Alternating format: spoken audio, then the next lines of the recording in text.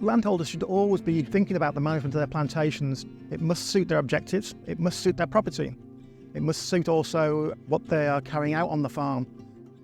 Within agroforestry, there's several systems. There isn't a one-size-fits-all. It's very much on a case-by-case basis. So it's very important to get the planning correct, think about the management and the maintenance of the area for the future to make sure it is viable. The function and the form of a plantation is quite important to how it is managed, because the inputs that need to go into a particular plantation are governed by what the plans are ultimately for that plantation in the long term.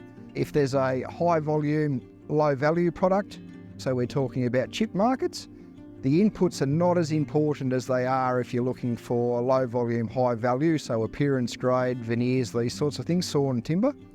And that dictates the management which needs to happen within the growing rotation. Planning is the critical point of all forestry operations on farms and forestry in general. For a landholder, it would be advantageous to engage a consulting forester to help them through the process. There's numerous regulations, etc. And it could be money well spent to engage the services of a consulting forester to help them through the process.